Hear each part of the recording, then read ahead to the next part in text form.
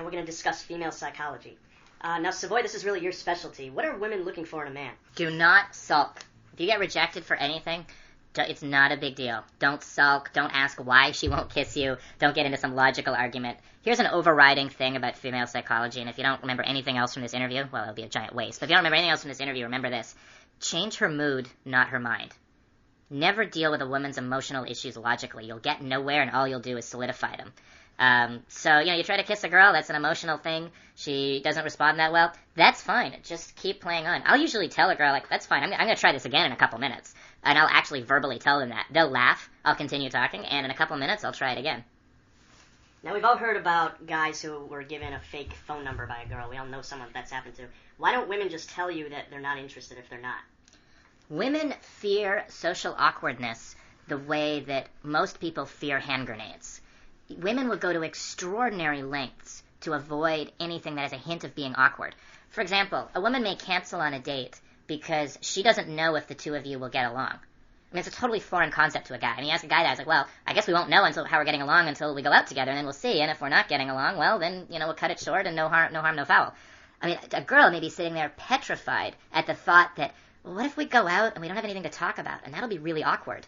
And there's just no way to explain it to a guy, but that's just an absolutely horrifying feeling to a woman, is anything that could be awkward. So she'll give you a phone number because that's not awkward. Whereas telling you that she's not interested, that may be awkward. And she may do stuff, women will often do stuff that seems horribly mean or cold-hearted to guys, and actually is, but it's not out of a desire to be mean or cold-hearted, it's out of a desire to avoid awkwardness. Like when a girl breaks up with you, by email or something like that, because it'd be too awkward to actually see you. This is actually one of the things, I teach the guys as an important point if you're going to go direct. So if you're going to go up to a woman and, express the fact that you find her beautiful or, that you want to get to know her better, then you've got to be aware of the situation and think, if I say that in this situation, will that create awkwardness? For example, if you approach a woman walking past you in the street and stop her and tell her, there's very little awkwardness because she has the option to walk away. However, if you're sitting next to a girl on the subway and you turn around to her and say, oh my God, you're absolutely gorgeous, I want to get to know you better, in front of everyone else, then she's going to feel like she can't walk away. And therefore, if she turns around to you and says, no, I don't want to talk to you, everyone else is going to think that she's a bitch. And she doesn't have that judgment made on her. So in those situations where there's social pressure on her, other people are listening, it's better to be more indirect. Yeah, and that could be, she may not be interested in you or interested in you in those different situations. Or she may actually be interested in you in both of those situations, but be utterly unresponsive in one because you've made her feel socially awkward. How do men fall into the friend zone with women? You don't really hear about women talking about how they, fell into the friend zone with a certain man. So why does that happen, and how does it happen? The dreaded let's just be friends. Oftentimes it comes from, it comes from the guy not going for it. I mean, a lot of guys will think, hey, I'll go out, I'll start a conversation, we'll see how this progresses. Maybe I'll get her on a date, which to a girl isn't a date, and then they'll go out, and then they'll end up back at his place, and then he'll make his big move and lean in to kiss her, and she's like, wait a minute, we're just friends. And the solution to that, well, this relates into the new love systems model, which isn't quite released yet. So the quick version of the solution to that, without getting into the new model, has to do with just have the balls to go for it. Explicitly put yourself out of the friend zone. If a girl rejects you for a kiss or for anything, and you still want her, don't settle for the friend zone. Don't be like, wow, she's so beautiful, maybe she'll change her mind, I just love being around her. What I used to say, if that ever happened to me, would be like, that's fine, I really enjoy your company, we can keep hanging out. By the way, I'm going to keep hitting on you. And when you tell me to stop, I'll stop. I'll try again later. But, I'll be respectful. But I'm going to keep trying. I want this to be absolutely clear that I'm not going to stop hitting on you. And girls will laugh and think that's really cute. But it does keep you out of the friend zone. It keeps that romantic sexual tension going. What's funny is that guys are so worried about trying to take things to the next level with a woman that, it stops them from doing it.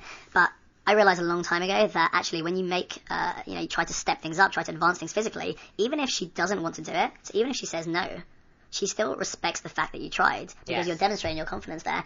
Out of every woman I've ever been with, I would say 99% of times I never lost attraction with her by trying. On the other hand, when I think back to, before I learned about dating science and came across love systems, the amount of women I lost by never trying is ridiculous. And it comes down to, are you wanting to live your life waiting for, signals from someone on how you should act, or are you just wanting to be proactive and act regardless of what's going on and just try things? I mean, we're guys. We're supposed to be sexual. We're supposed to take the initiative. We're supposed to make the first move. We're supposed to have balls. We're supposed to lead. Now, that doesn't mean being sleazy at a club and groping every girl that you meet. I mean, there's a big difference between what we're talking about and that. And then the other clarification that I want to come back to a little bit is the idea of, like, when you tell a girl that, yeah, we can be friends, but I'm going to keep hitting on you, don't let yourself become an orbiter. That doesn't mean you'll do anything for her because you're interested in her. You're still the same guy. And you're not going to do anything for her you wouldn't do for one of your guy friends. But you still have that, yeah, I love being your friend, but yeah, I'm still going to be hitting on you. Now, Savoy, can you go into the differences between micro and macro rules Sure. in female psychology? Yeah, I'm glad you brought that up.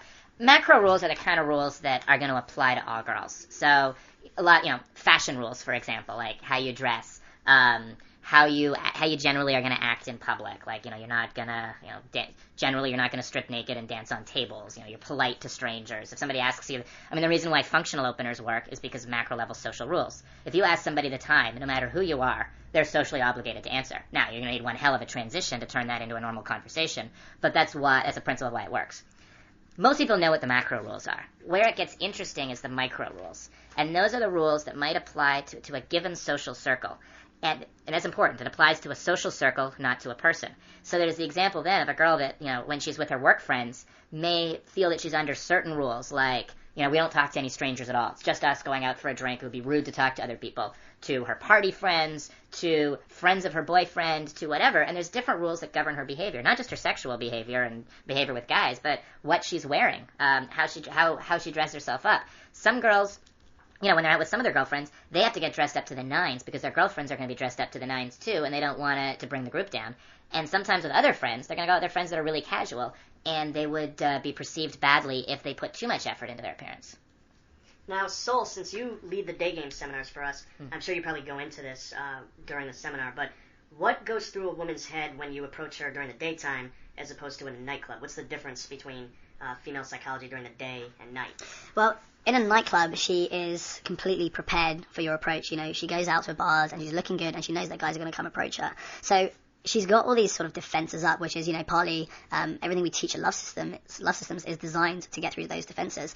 Now, in the daytime, she's generally not going to be expecting to meet an attractive guy. So when you go in, your job is to actually just be a sociable, normal, interesting guy. In a way, it can be easier to impress a woman in the daytime than it can at night. Because if you go in confident, then you're a guy who, isn't needing alcohol or your buddies around her to start a conversation with a woman. Then if you demonstrate maybe some humor as well, then you're the stranger that's just made her laugh in the middle of her day. The chances are, if you pick up a woman in the daytime, you're the first guy, depending on how hot she is, you're probably the first guy to do it, definitely that day, probably the week, and then maybe the month as well.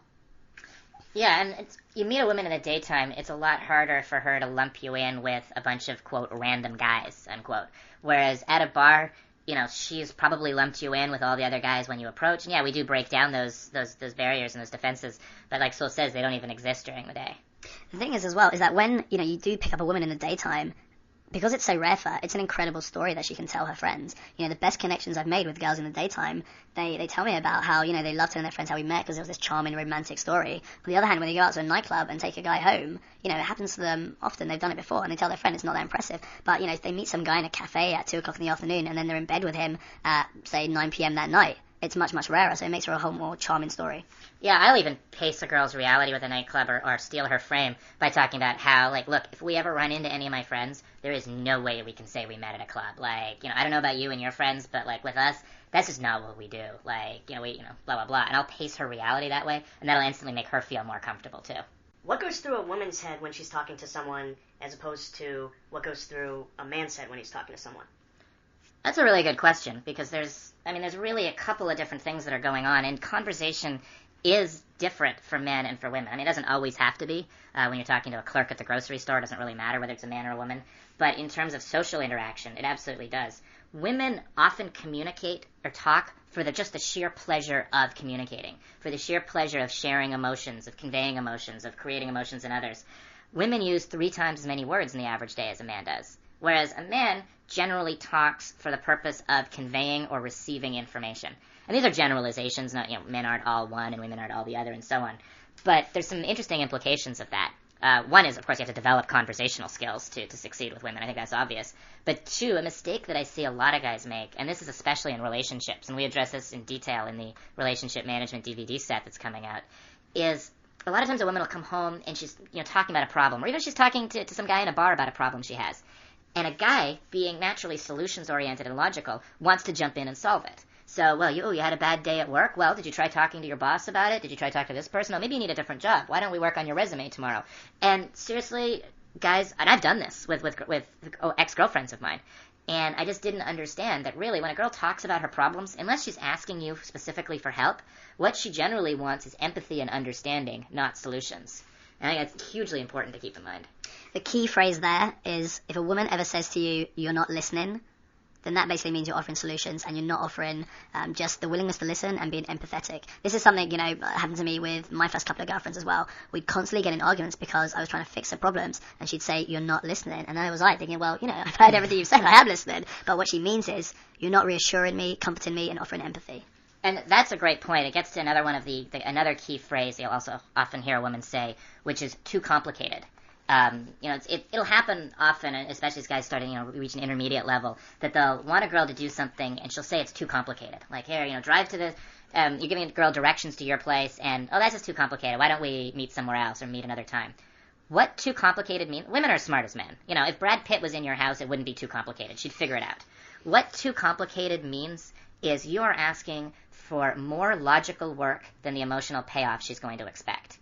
And that'll often happen when you're trying to take a girl home at night. You got to make that logistic part of the seduction process absolutely smooth and clean, so she's not forced to do logical work, like figure out where her car is, figure out directions to your place, remember the buzz code to get into your garage. That's all too complicated. It's not too complicated. She can do it. She's just not going to want to. The payoff isn't big enough. So either you make the payoff bigger and become Brad Pitt, or you make the logical work less, and you just say, here, come with me, and lead her to where you're trying to go. All right, well, last but not least, are there any other misconceptions that men have about female psychology? I don't know if it's so much a misconception as maybe just looking at it from the wrong angle. I think a lot of guys have trouble thinking of women as anything other than virgins or whores. And there's actually a psychological complex called the Madonna whore complex. Yeah. And a lot of guys are afflicted with this. So they'll want to put a girl up on a pedestal. They'll want to believe she's perfect. They'll want to see a beautiful woman and assume she's just as beautiful inside. I mean, almost to the point of her not even having bodily functions. Or if a girl is being at all sexual, especially if she's being at all sexual with a guy other than him, then she's a slut and a whore, and guys are horribly judgmental and so on. I think there's especially as you get more experience, as people get more experience with women, that does tend to drop away. But I even see that kind of attitudes or those mental models in guys that sort of advertise themselves as being very good with women, and I think it's kind of dangerous. I mean, women are as multifaceted and varied as guys. Great. Well, I guess that wraps it up for this month. Thank you guys very much for tuning in. Again, this was Female Psychology, and thank you, Savoy. Thank you, Sol. And we'll see you next month.